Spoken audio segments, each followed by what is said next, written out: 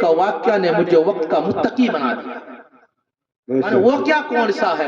اس نے کہا کہ ایک وقت تھا شام میں قبر کھود رہا تھا، جب میں پہلا قبر کھودا پھر میں نے دوسرا قبر کھودا، تیسرا قبر جیسے میں کھودتا ہوں تو دیکھتا ہوں کہ اس قبر سے آگ کی تپش آ رہی ہے، پیر میں لگ رہا ہے کہ آگ کی تپش ہو رہی ہے۔ تو میں نے سوچا ہو سکتا ہے کہ دھوپ کی وجہ سے۔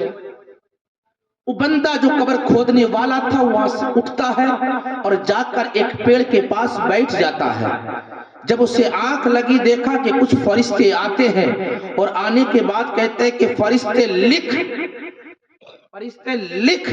فرمانے کتنا لکھوں؟ فرماتے اس کا 70 گج لمبا کر دے، 70 گج اس کا لمبا کر دے، 70 گج اس کا چوڑا کر دے۔ وہ فرمانے لگے جب دوسری قبر پر گئے تو فرشتے کہتا لکھ۔ فرماتے کیا لکھوں؟ فرمانے لگے حد نظر تک، جہاں تک تیری نظر جاتی ہے وہاں تک لکھ، اس قبر کو چوڑا کر دے۔ جہاں تک تیری نظر جاتی ہے وہاں تک قبر کو چوڑا کر دے، لمبی کر دے۔ اور جب تیسری قبر کے پاس گئے تو فرشتے کہتے لکھ۔ فرماتے کیا لکھوں؟ جب انگوٹھا اور شہادت کی انگلی اتنا اس کے اندر سائز ہے اتنا ہی لکھ۔ فرشتے کہتے ہیں اتنا کو؟ ہاں، انگوٹھا اور شہادت کی انگلی کے بیچ میں جتنا خالی اتنا لکھ۔ جب فرشتے لکھ دیتے ہیں، جب میری آنکھ کھولی تو دیکھا ایک جنازہ ہے، اس کے اندر 5 سے 7 آدمی ہے۔ میں نے کہا کس قسمت کے جنازہ ہے؟ کہا میرے گھر میں میرے گاؤں کا سب سے زیادہ غریب ہے، مگر یہ پیسے سے غریب ہے، مگر رب کے سجدے سے غریب نہیں تھا، یہ رب کے سجدے سے غریب نہیں تھا، یہ نمازی تھا۔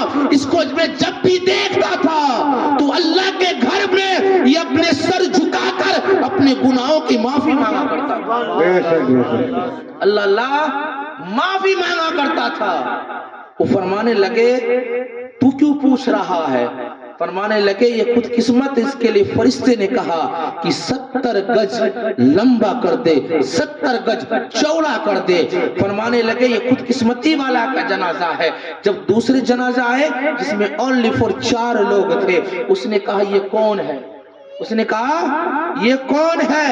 وہ فرمانے لگے یہ میرے گاؤں کا نہیں ہے، یہ مسافر ہے، یہ میرے یہاں رہ گیا تھا، ان کا اتنا پیسہ ان کے پاس نہیں تھا جو اس کا کفن بھی لا سکے۔ چندہ کر کے ہم لوگوں کمیٹی والے نے اسے کفن بھی دیا، کمیٹی والے نے اسے کفن بھی دیا ہے، اتنا غریب تھا۔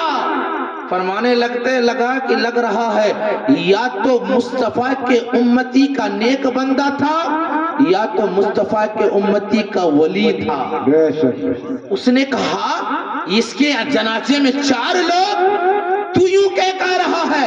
فرمانے تجھے ناداں پتہ نہیں ہے، اللہ نے اس کے قبر کو حد نظر چوڑا اور لمبا کر دیا ہے، چوڑا اور لمبا کر دیا ہے۔ فرمانے لگے اس کی خاصیت کیا تھی؟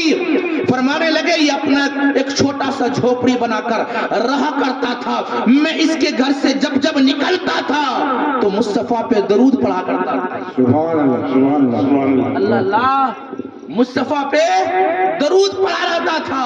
میں جب بھی گزرا ان کے کٹیا سے، ان کی جھوپڑی کے بغل سے رب کعبہ قسم درود شریف کی ہی آواز آیا کرتی تھی۔ اللہ اللہ۔ اس نے کہا جب تیسری قبر آئے بہت بھیڑ لگی، اتنی بھیڑ لگی کہ قبرستان میں جگہ ہی نہیں تھی، صفے پہ صفے لگی ہوئی۔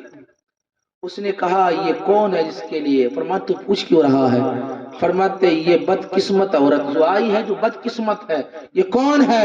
فرمانے لگے میرے گاؤں کی سب سے امیر گھر کی بیوی ہے، امیر گھر کی۔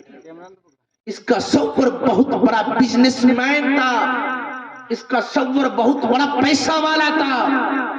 وہ فرمانے لگے ہوگا پیسہ والا، ہوگا بزنس مین والا، ہوگا مالدار والا۔ فرمانے لگے یہ قسمت والی نہیں ہے، بد قسمت والی۔ فرمانے لگے تو کیوں کہہ رہا ہے؟ فرمانے لگے کہ اس کو تو لایا ہے، یہ جنتی نہیں ہے۔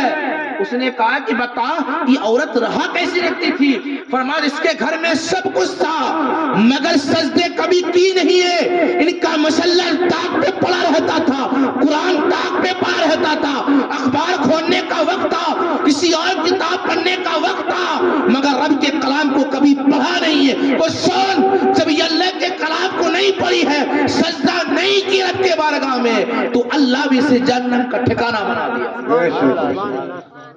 اللہ مالدار نہیں دیکھتا ہے قبر میں، کتنے بزنس مین والے کی بیوی ہو، کتنے بزنس مین والے کے بھائی ہو، رب وہاں قبر میں کسی کی حیثیت نہیں دیکھتا، قبر میں اس کا اعمال دیکھتا ہے۔ اگر اعمال صحیح ہے تو جو جس قبر میں جاتے ہو وہ جنت کا کیاری بن جاتا ہے۔ جب اعمال برے ہو نا، اعمال برے ہو تو وہی جو قبر ہے تمہارے لیے جہنم کا گڑا بن جاتا ہے۔